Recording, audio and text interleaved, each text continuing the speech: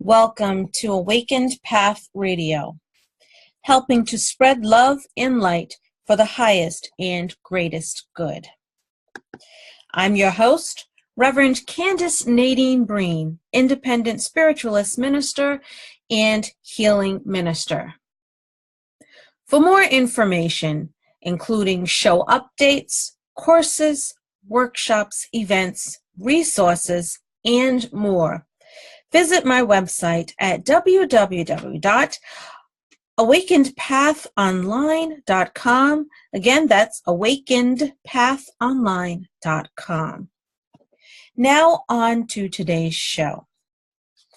Today I have with me June Edward, who has been a lifelong established professional in the business community. She has owned and operated multiple large corporations, nonprofit as well as for-profit, and loves teaching. She has mentored many people trying to find their way back in life, as well as people in high-profile positions of power, needing advice and direction. She has been a psychic ever since she was a child and developed her gifts as more time went on. She can help bridge the gap between two worlds, helping to connect with departed loved ones, receive important information, facilitate people in the process of passing, and help people to discover what lessons they are learning in this life based on their past life experiences. She is a very intuitive psychic medium who can assist in everyday challenges life can throw at you. So let's welcome June Edward to the show. Welcome, June, to our show today. Hi, how are you? Great. Good to have you on today's show. Thank you for having me. Thank you. So tell us about a little bit about your journey to becoming, quote unquote, the Massachusetts medium. It's a great title, by the way. Thank you. Well, I was born this way, basically. I was very psychic since I was a child. Mm-hmm.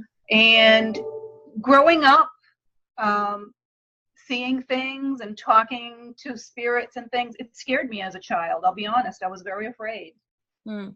When I got a little bit older, probably around 9 or 10 years old, my parents separated and we ended up with my father, not my mother. Mm. And I would have a woman that would stand next to me every day when I did the dishes and I'd talk to her. She'd keep me company. I had no idea that, everybody else didn't see her. Right. And she actually had been murdered in the house and oh, wow. in the basement. And I was afraid to go into the basement and I never knew why. But years later, I was told when I talked to somebody about one of my brothers and sisters about this woman, they told me the history of the house and who she was. I had no idea.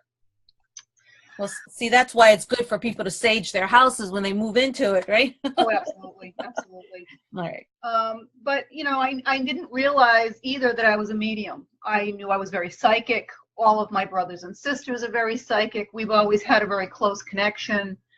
I was always drawn to ghost stories. I used to travel and go to haunted places just for fun, even though they'd scare the crap out of me. And I didn't know my mom was a medium until years later. We grew up being told that my mom was crazy because everybody thinks mediums are crazy. Yep. And my mom is 93. We connected as she got older. And I ended up training at all the same places that my mom trained 50 years ago and had no idea.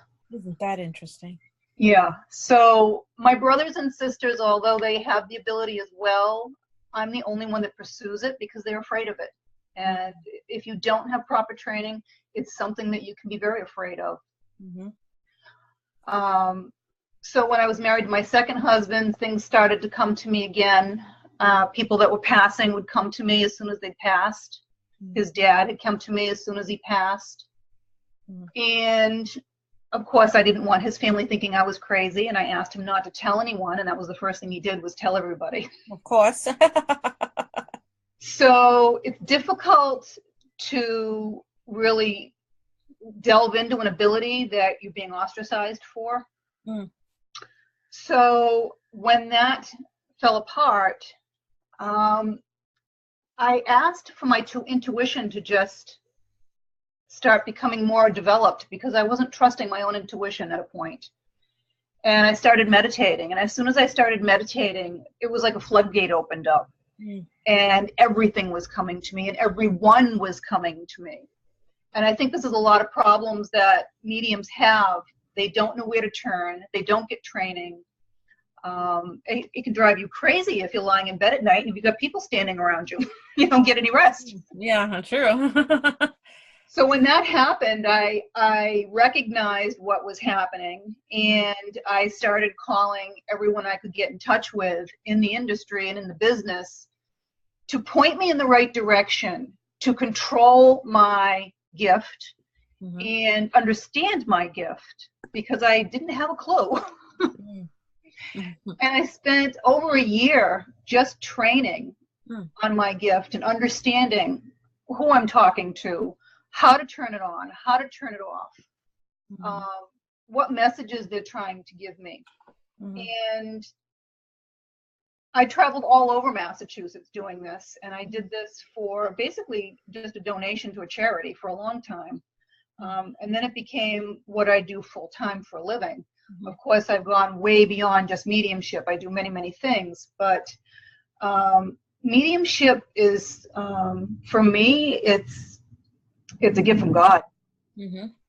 And it's my purpose in life. And the people that I've helped, I wish I had started doing this the day I was born. Yeah, right.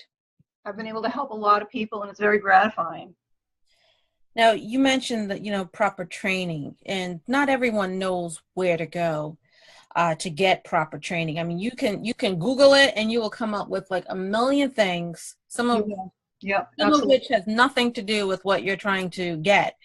So how can, for someone who's like who knows that they have these abilities but wants to control them and learn how to use them, turn them on and off, like you said, what do you recommend? What kind of training do you recommend, or places do you recommend for people to go? I know there's a lot of online stuff too, but what do you suggest? The first thing that I would do is try to find a mediumship development circle or a mediumship development class somewhere in your area that you can go to. And they can teach you and train you at least what you're looking at, how to turn it on, how to turn it off, and how to protect yourself. Many, many people that are in this industry do not protect themselves. Right. And once you've opened yourself up, if you don't protect yourself and you don't close yourself down, you can open yourself for evil just as well as you can open yourself for good. Right. I know someone who did that. It's like leaving your front door wide open. You wouldn't leave your front door wide open all day and all night. You wouldn't do that. Correct. That makes sense. And there are also some universities, a lot of metaphysics universities online that have developmentship classes as well. There are. I've never tried any of the online. I know there is the Arthur Findlay College in England for people that have the money to get there, I guess. Yeah. They also, most of those instructors go to a place called the Journey Within, which is in New Jersey. That's not that far from us, but they do offer a lot of classes at that center as well. And a lot of those people travel. I teach myself every opportunity that I get. I usually teach out of a place called She Breathes in Walpole. I'll be teaching again in March. I just finished up a series. But I also teach individual classes as well on different topics other than mediumship development. So if you just wanted to go take some of those classes, how to get in touch with your soul, how to meet your spirit animal, things like that. There's other classes that you can also take. All of those things help to enhance your ability if you have ability. And you teach that out of Walpole too? All those other classes? I do. I have those classes are coming up soon. If anybody wants to go online and look, it's She Breathes Wellness. and they're on West Street in Walpole. Nice. She what? Breathes. She breathes. Oh, She Breathes. She breathes. Yep, She Breathes Wellness. She Breathes Wellness. All right. Now, you growing up and knowing that you had these gifts, how did you deal with your peers at school? Did they know you had this? No, absolutely not. I like I said, very few people other than my family. A couple of my sisters, we were always, it was difficult. We'd try to call each other and, we're calling each other back and forth and the phones are busy. We can't get through for hours. And we both know somebody's got to put the phone down so the other one can call. But we got to almost psychically tell the other one, stop calling so I can reach you. Right. Okay. Yeah, it's a little crazy. But no, growing up, and like I said, when my parents split, for me, it was pretty traumatic. And at that point, you try to kind of push that on the side burner. And I lived in a lot of haunted houses when I was a single mom with my children. That is awesome. I realized that it's not this, that the houses are haunted. It's that I could see them and hear them, as well as my children. They're very gifted as well. Right. And they're everywhere. I didn't realize it was just the fact that I could see them, that was making them come out of the woodwork for me. Right. Yeah. Yeah. I tell people, when they talk about haunted houses, I'm saying spirits are around us all the time. It's just that some people can't see them. And absolutely. Yeah. Can't. And it doesn't necessarily mean that your house is haunted. It just means you can see them. So right. I think like the term haunted house is sort of overused and also used incorrectly because yes and no, because there are places that spirits are very heavily connected to. For instance, my own home that I live in was built in the early 1800s. Wow. And the second wife of the man and two of her children basically reside here with me. I'm kicking them out all the time. And sometimes they're not very nice. They've broken and done a lot of damage to my personal things. If I'm not diligent on getting them out of here every other day, they're abstainers from alcohol. They don't like the fact that there's alcohol in my home. Oh, wow.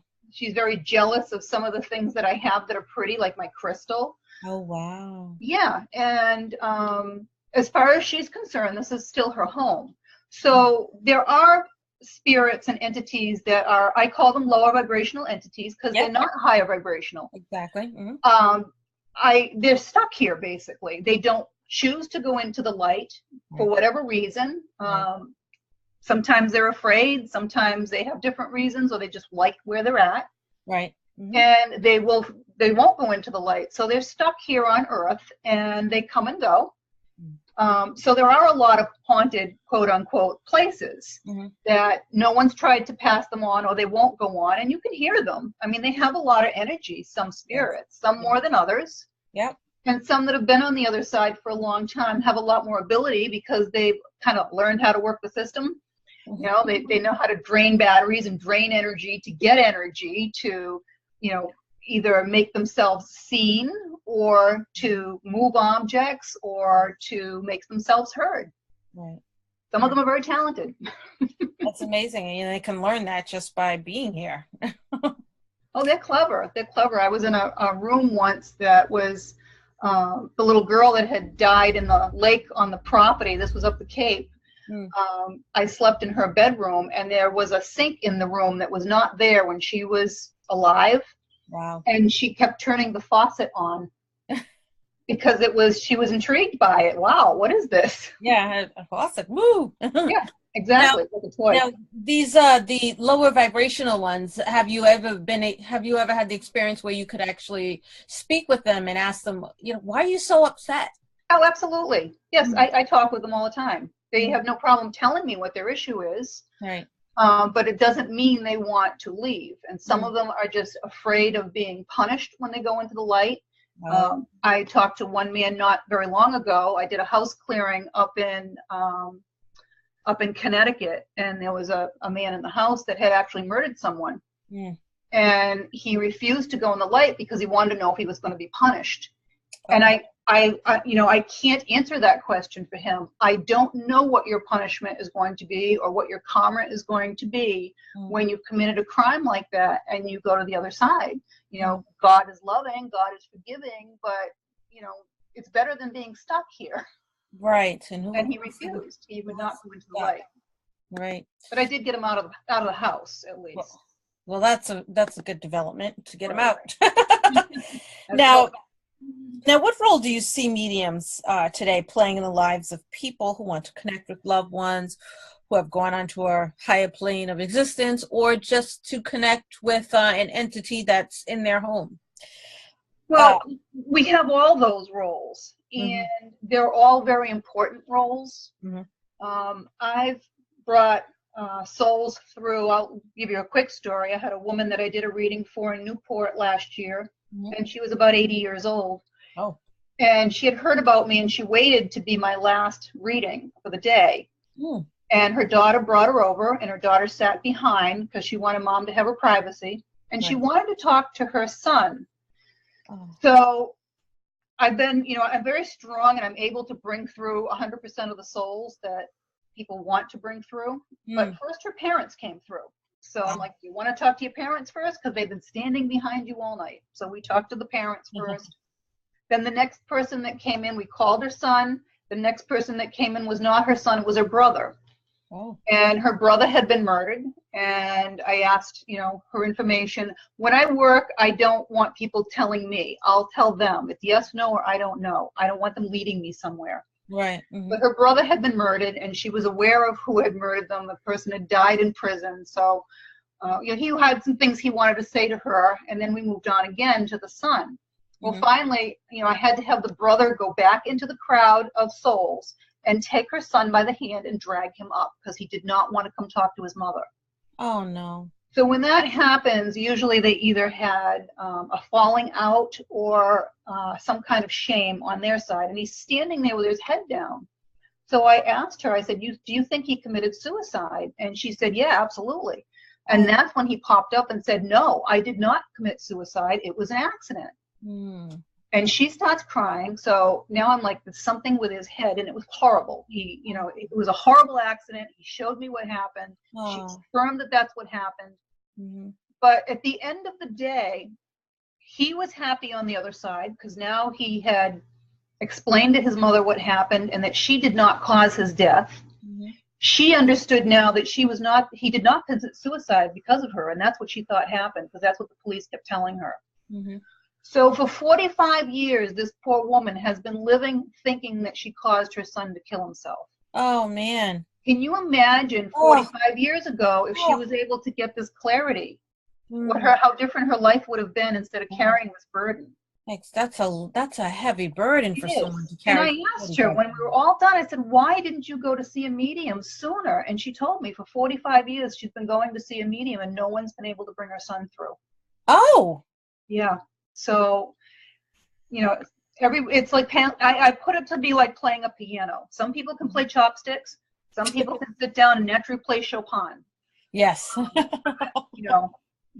And what, oh goodness. I mean, there's so much out there, so many stereotypes in regards to mediums. Some people don't believe it. And it's good and bad in everything. It's just like doctors, there's good and bad in everything. And yes, I've seen a lot of people in this business that are not authentic. Yes. There's a lot of that. And I personally, I was a little shocked because I am authentic. And I was like, oh my God, really? Right. I mean, how can you be in this field and be fake? I mean, why would you want to be in this field and not be real? This is a lot of work. It sure is. Now, it really is. Do you find that more people are coming out to are accepting of mediums and need helps from mediums than ever before? How do you see? I don't know because I can't speak to what it was like 10 years ago because I wasn't working in the field. I know there is a huge need for it. I have a lot of people that seek me out. I have a lot of people that I help. I have a lot of people that are skeptical. And all I can give them is what the spirit is telling me.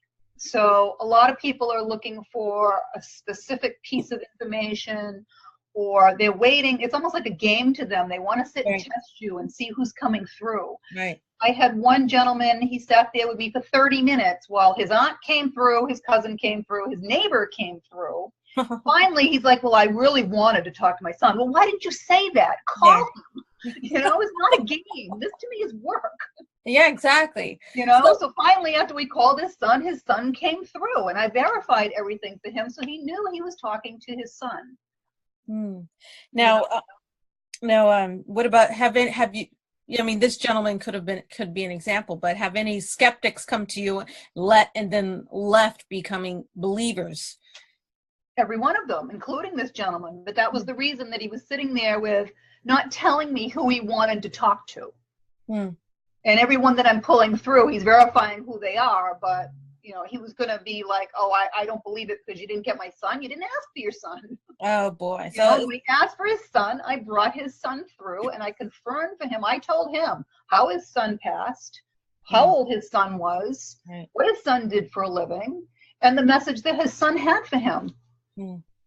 So he felt a lot better when he left. He was able to receive some kind of healing from. He was, and it's you know, it happens too many times, and I have too many people that come to me that have children that have passed from car accidents or drug overdoses. Oh. And it's horrible, and it's horrible for the soul on the other side as well, because they haven't been able to give the closure to the family member. It's usually the mom, and they stay around them because they're in such grief. The spirit is in grief because the parent is in grief. So by being able to put the two of them together and have some closure and have them talk to them, it really gives, you know, peace for both sides. Now, can anyone become a medium? Do you think that anyone? Well, I know all mediums are psychics, but not all psychics are mediums. Yes. So everyone does have psychic ability. Everyone does. And again, I'm going to say the same thing. It's like playing a piano. You can sit down and you can just hit a couple of keys, or you can sit down and you can learn chopsticks, or you can start practicing it and get better. And then some people are naturally just really, really good. So yes, everyone can increase their psychic ability. It's your intuition. That's your psychic ability. And we all have it. It's all a matter of what you want to do with it, whether or not you want to listen to it, and whether or not you want to get more training and have it come through more for you. Now, this is a question that I'm going to ask just for my own curiosity here. So we know it's almost Halloween. Yeah. Do you find people come to you during this season because it is this season? Well, absolutely. You have people that want to do Halloween parties or psychic events, which is great. And the veil is the thinnest, for whatever reason, on October 31st. The veil between the two worlds is thinnest. So even mediums that normally aren't strong enough to pull through certain souls are able to do that at that time because the veil is thinner. Don't ask me why. I have no idea why it's that date that the veil is thinner, but it is. And a lot of people don't think about it maybe the rest of the year. And they think about it at this time of the year. So they think it might be fun to do, or they might have been putting it off for a while. You know, I really wanted to talk to my dad. I've been wanting to talk to him for a long time. And, you know, just because it's this time of the year and they're thinking it might be fun to do, they choose to do it. And also, there's something like in the air, I think, around this time of year. It's just a feeling out there. I feel it every year. There's such a certain energy. Well, again, the veil is thinner, so you're going to feel more energy. You know, and then with all these, the solar eclipse, the lunar eclipse, planet lineups shifting, it's just, the energy has just been immense and incredible this entire year. It's just been one event after the other. Right. It really has. It is. A lot of people are feeling it. So they don't understand why. They're not sure what's going on. So a lot of people are just coming for help for themselves, not necessarily to find out, you know, to talk to someone from the other side, but to get some insight into what's going on in their own life. And a lot of times when that happens, someone from the other side may come through because you have relatives that are there guarding you. You have a guardian angel. that's usually a relative. And those people come through to offer advice and help you with what's going on in your life. Mm-hmm. Now, you mentioned that you teach some classes. Yeah. What other services, what other do you provide to people who are seeking help? Well, I read angel cards, and I do read tarot cards, but I don't prefer tarot cards. I think tarot cards are a little bit darker, and I try to work with a light. Yeah. So I do angel card readings. I also do Akashic record readings, which is people's past lives. It's the book of life. Mm-hmm. And that can assist you if you're having some difficulty in this life. You can go back into another lifetime and find out why you're relearning it or why you're going through it in this lifetime, and get some better insight into what you need to do to get through it or change it in this lifetime. I also do twin flame readings. Twin flames are one soul that's split into two. They are a very rare concept, even though it's going around the spiritual community like crazy, and people think they can manifest a twin soul, a twin flame. It doesn't work that way. Oh, okay. It won't work that way. If you did not choose that before you reincarnated, you're not going to have one. And they find you, you don't look for them. Oh. Yeah, it doesn't work that way. So I also do destiny card readings. Destiny cards are your regular deck of playing cards. Mm-hmm. Those were the cards of the Magi. And the Magi were the Knights Templar. And those were kept under heavy guard up until the early 1900s, because those are mystical cards. They were not, it was not a parlor game. It was turned into a parlor game by the Catholic Church in the 1900s, because they didn't want people getting a hold of these cards. Oh. So your entire calendar is made from the regular deck of playing cards. Oh. There are 4 suits in the deck. There are 4 seasons. There are 52 cards in the deck. There are 52 weeks in the year. If you add up all the numerical values of all the playing cards, they come to 364. If you add your joker in, which has a value of 1 1/4, you have your 365 days of the year and your leap year. So it's numerology. It's also based on astrology. And it's extremely accurate to determine what's going on in your life, your spiritual path, your life path, the people in your life. Your life works in 14-year cycles, and every year is broken down into a 52-day cycle as well. So the amount of information you can extract from destiny cards is just unfathomable. The things that I'm able to take out, I can spend hours giving people information on their life. Wow. Where it's going, what's happened. Yeah, they're not, a lot of people do not read them because they are very, very intricate. And there's a lot of math involved in it and a lot of different values. And I spent a long time studying the books to surpass the teacher. Wow. Yeah. We didn't even know that. I mean, the average person doesn't know that playing card about regular playing cards. And if you notice that, the faces on the playing cards have been the same since they were put in print originally. Every now and then you'll see a deck of playing cards where they've changed the faces and they don't sell, because it was very clear in the Book of the Magi they are not to be altered. Oh. Yeah. They are they're religious faces. They're religious cards. They are not to be altered. So when a playing card company does alter them or put them out, they don't sell. That is interesting, because I've seen a couple here and there where they've changed the faces. Just a few. But they don't sell. They don't take off in the market because they're not meant to be changed. Right. Isn't that interesting? Yeah. I've learned a lot today. So now, if someone wants to, you have any upcoming projects or anything you're doing? Well, I do a lot of events, and I do have them listed on my website. I don't post them too early. In fact, I'm going to be in Martha's Vineyard in May, but I don't have it on the website yet because they're still working out the details. I have a lot of things that I'm working on. I also run a relationship site online, and I'll be doing some videos for that.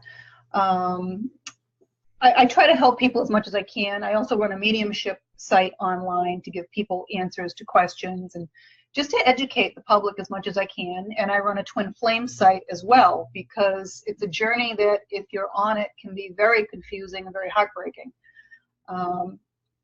So you have to really be guided on that journey. Now, what sites are those? How can our listeners get more information and contact you and learn about your websites? Well, my website is juneedwood.com. Very easy. My Facebook page is June Edwood, the Massachusetts Medium. I believe it's maxed out, so you can go to the business page, which again is June Edwood, the Massachusetts Medium. You can like that page and get information, because I double post. Nice. And the relationship site is on Facebook as well. It's relationship advice for men and women. Very simple. And the Twin Flame site is Twin Flames Explained. Okay, Twin Flames Explained. Okay. Well, it was a pleasure talking with you today. You as well, Candace. Thank you very much. Hopefully I answered a lot of the questions that the public is looking for, and educated them a little bit. I certainly know I learned a lot today. I'm still blown away by the playing cards. I'm so blown away. It's all these synchronicities within our world. It's just amazing. So yeah, there's so many things. If you look, everything's interconnected somehow. We're all interconnected. Yes. If you look, one thing will take you to the next thing, to the next thing. If you're on a spiritual quest and a spiritual journey, believe me, they will put you where they want you to be. Mm-hmm. This is how it works. That is so true. Yeah. Well, I thank you for being a guest on our show today. I really enjoyed speaking with you. Thank you very much. I appreciate it. Thank you. Bye. Bye-bye. Well, everyone, that's all the time we have for today. As always, you can visit awakenedpathonline.com. Again, that's awakenedpathonline.com for show updates, courses, workshops, events, resources, and more. I'm Reverend Candace Nadine Breen, and thank you for listening to Awakened Path Radio. Namaste and blessed be.